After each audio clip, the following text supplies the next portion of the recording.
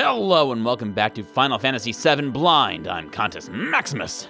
In the last episode, we made it here to the Forgotten Capital, chasing after Aerith, who, in a just probably genius move, and I say genius as in probably terrible idea that will only go badly, she came here alone to try and stop Sephiroth from using Meteor to destroy the planet or whatever, and do whatever his evilness is to do. Ugh. Words of the Ancients? No good. I can't understand. Okay, so I wanted to see what that glowy thing was, and it's something that's maybe relevant later, but not right now. First things first, I've gotten some advice. Gotta do some, no. Status. That's not it. Oh dear. Oh dear. Order. Yeah. Barry, you gotta go in the front row. Take front row seats because your weapon is not long range. Yeah, put the guy that's the lowest level right in front. Gonna go super well, I can already tell. And gotta go to the limit for Red 13. So thank you to Naofumi Iwatani for some advice, and of course, as always, Jasmine Karam for giving me more advice on what to prepare and how long I have to do to certain side quests. Because I was debating whether or not I wanted to do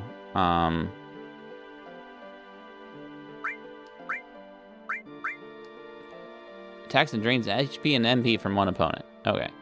I was debating whether I wanted to go right here to do this next plot things, or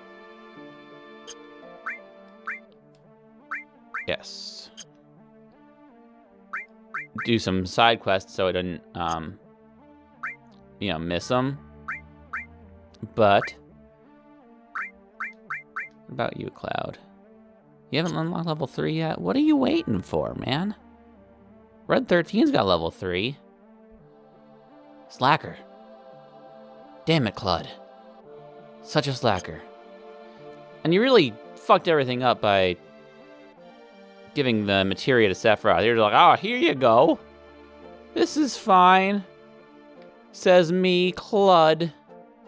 I think there was another door in there. Hold on. Hold the phone. I gotta check. But yeah, I was debating whether or not to do some side questy stuff or not. Okay, it goes out the same place. A little bit pointless. Or if I would miss them, particularly Yuffie's side quest and the side quest to get the other secret character back in Nibelheim. But I was told I wouldn't miss them if I went along and finished part 1 here.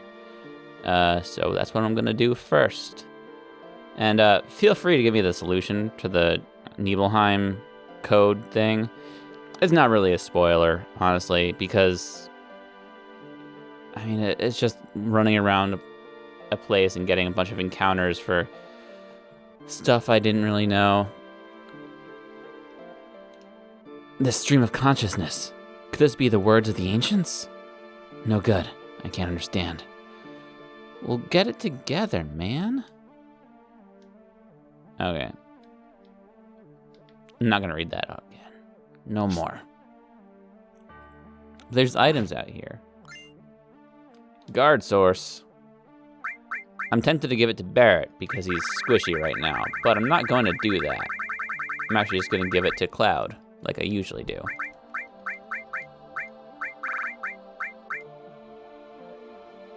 Oh yeah. Jasmine would be real mad at me if I didn't equip Cloud with the water ring. Drains water attack. What does Gemwing do? Oh. Poison darkness.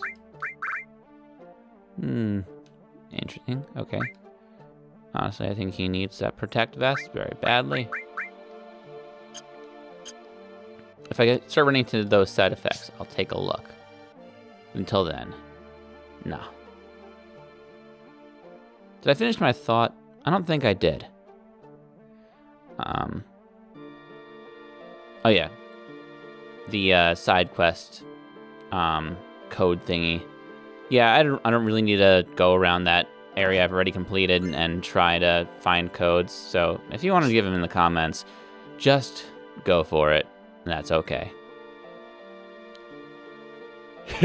There's a bed. Hey, let's rest a bit. I'm tired. I mean, we just got here. Sure. Do we need that? I don't think we needed that. You're silly, Red 13. Plot is happening. I feel it. Cloud, what is it? Aerith is here. And so is Sephiroth. What? Sephiroth? How did you find out? It's not an excuse. I feel it in my soul. Then we better get up. Off our lazy asses. Right. Let's hurry and find Aerith. Oh dear. I was trying to explore, but I've stumbled into plot. Enemy skill materia. What do you know? I have one of those already. Who has a materia slot open? I'm curious. If I give you this, it has nothing. Absolutely nothing. I wish it was gonna carry over. But nope. Well, I'll give it to him for now. Maybe he'll learn some enemy skills. Can I understand you now? Can I talk to the glowish crystal? Cloud! Damn it, Cloud. Talk to the crystal. No time to think about it. I'm sure it's important, but, whatever, Cloud. No, I wanted to explore. Why is that random house where I had to go to advance the plot? I was trying explicitly to not do that. Aerith's voice coming from there? Okay, fine. I'm sure only good things are happening. I have only good feelings about this. Gonna go great. Every time in media when somebody weak and vulnerable like Aerith goes off by themselves to try and take care of the plot, good things happen.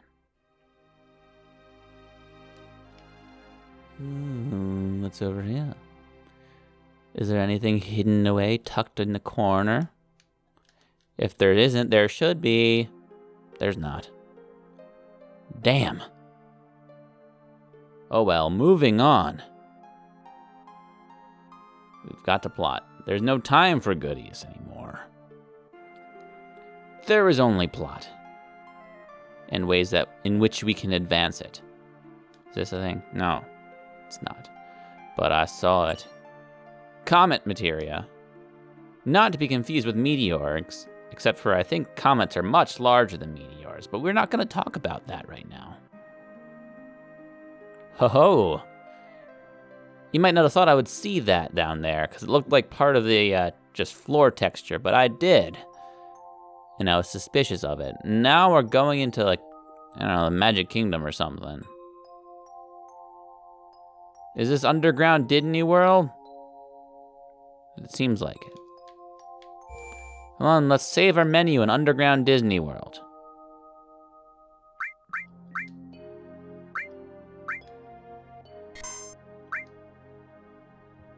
Actually, I think I'm gonna be safe and leave that one where it is for now. Yeah, okay.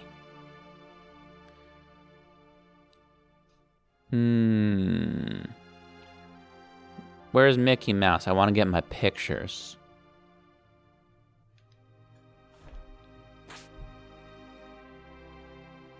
Oh, here, found Aerith. Aerith?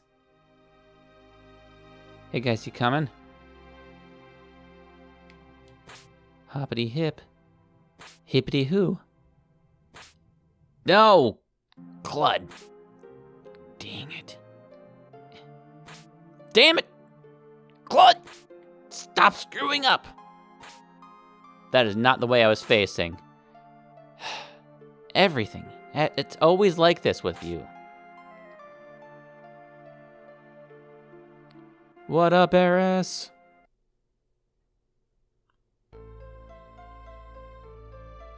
Oh, I'm a happy boy right now.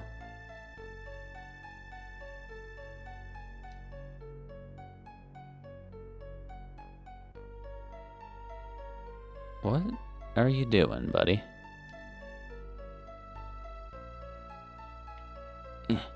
Ooh.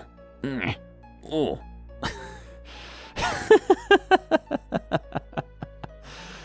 I know this is supposed to be serious, but come on!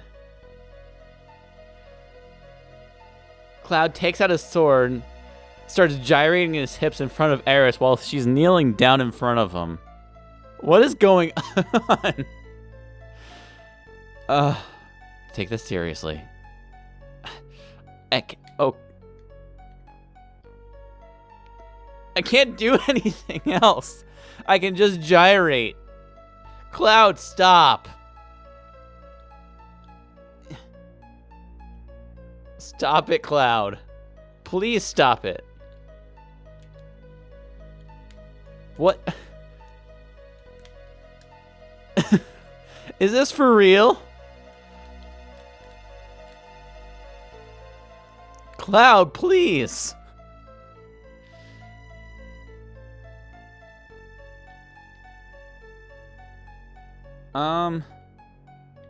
I really don't know what to do. Oh, there we go. Cloud! Please stop that. What are you making me do?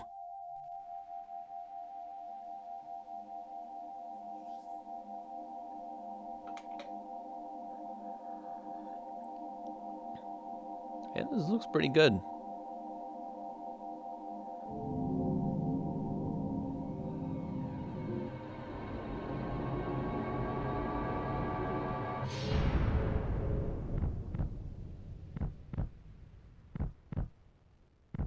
Oh. Oh.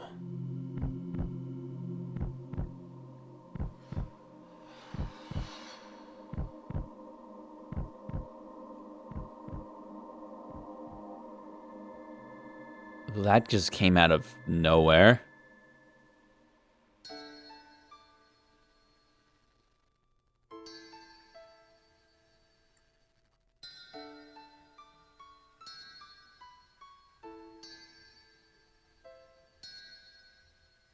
Well, I'm not gonna lie, Aerith has had a lot of death flags through this game so far. But that just is like... Aerith! This can't be real! Do not worry. Soon the girl will become part of the planet's energy.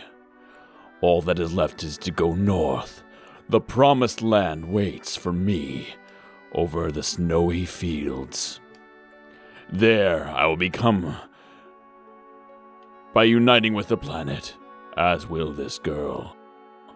Sephiroth. The cycle and nature of your stupid plan don't mean a thing. Aerith is gone. Aerith will no longer talk, no longer laugh, cry, or get angry. What about us? What are we supposed to do? What is this pain? My fingers are tingling. My mouth is dry. My eyes are burning. What are you saying? Are you trying to tell me that you have feelings now? Of course! What do you think I am?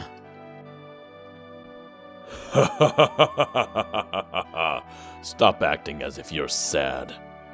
And there's no need to act as if you're angry, either. Because, Cloud, you are.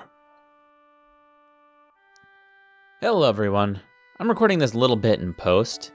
And the reason I'm doing that is because, I'm going to be honest, I was a little bit inarticulate during this boss fight.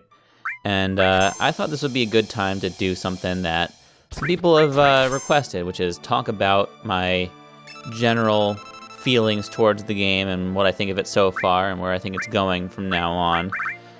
So first things first, I will come clean a little bit and say that, unfortunately, one of the things I knew into going into this game, rather, was that Aerith dies at some point. So that part wasn't exactly a surprise to me. However, I didn't know when or how it would happen. So this still came as a bit of a surprise. It's not as quite impactful as maybe it was intended. One thing I do like about the scene, though, was that it was very well executed, I thought, in terms of a death scene in a video game. Sometimes they're really just overly dramatized and like they make a big to-do about it. This was very sudden, which makes it feel kind of real, if that makes sense. You know, it just kind of happened when you weren't expecting it, and you knew something kind of was off, but it really just happened. There was no like big dramatic moment towards it, even though it was dramatic.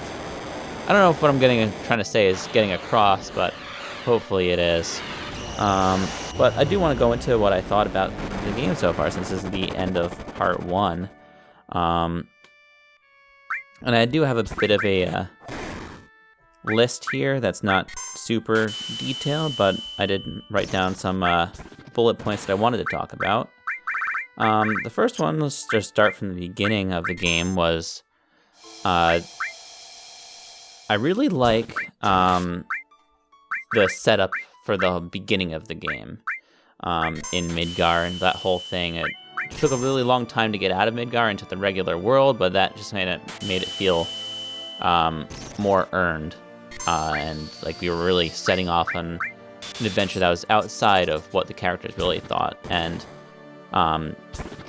having that crew of the Avalanche people in the beginning, and they all were killed by the Shinra, really gave the characters good, like especially Barrett and everyone, good initial motivation, even though they were all very well motivated, as we found out, to be on this journey. Each of them has their own separate motivation that makes them want to stick together and stick this out, versus whether it's Barrett and his history or Red 13 and his, and we've seen Cloud and Tifa's history, at least what we think is their history. The really cool thing about that is they've set up a theme throughout the game where you're not exactly sure if what you're seeing is real. And at least in terms of the characters' memories. They've set up a theme of where what you think is real might not actually be real. And we're starting to see that now, especially in Cloud, where he's doubting his own thoughts, his own mind. And, I mean, Sephiroth has just dropped the hint that he was some kind of puppet, which makes it all the more confusing when you know that Tifa is involved deeply in his past, and they share memories, and they share these experiences. So it's really, I want to see where that goes. That's something that's definitely on my mind going forward through the game. There's a lot of mystery set up. I'm curious to see where we get answers to those things. And Sephiroth is a cool villain so far, even though he's been largely not really present for a lot of the events. I'm hoping that in the second half his actions will start having more impact on the world at large, and we'll get to feel more of his plan coming together and why we have to stop it so bad. Obviously, we know that he's trying to destroy the world, but maybe we're gonna start ending this little like cat and mouse game we have going on. But yeah, those are my thoughts on the game so far. Hopefully I was articulate in what I was trying to say, and I didn't ramble on for too long. So I'll let the game get back to what it's doing.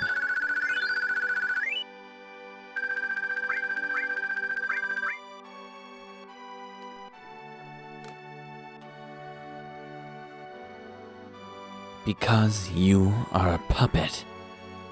I'm a puppet?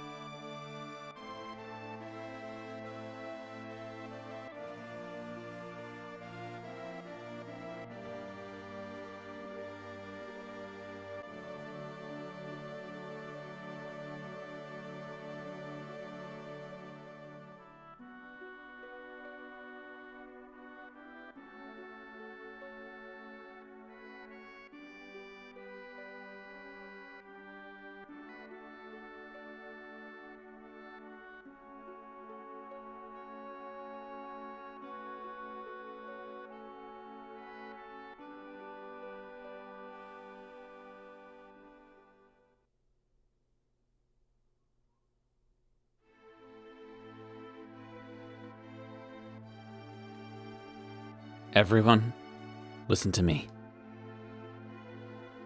I'm Cloud, ex-soldier, born in Nibelheim. I came to settle up with Sephiroth. I came here by my own free will, or so I thought. However,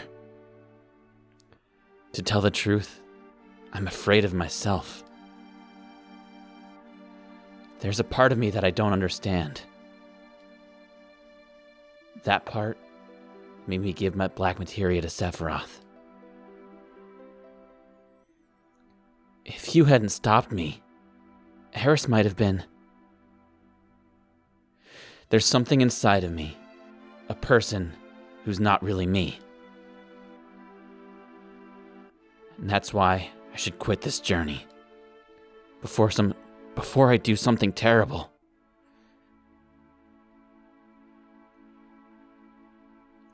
But I'm going. He destroyed my hometown 5 years ago. He killed Aerith.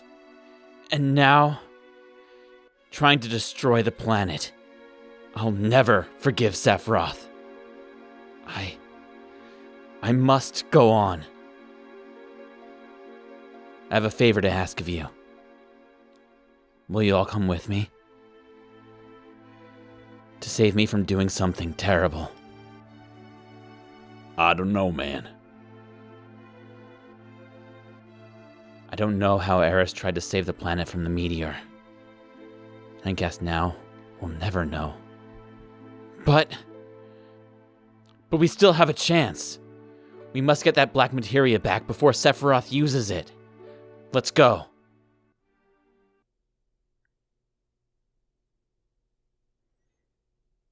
End of part 1.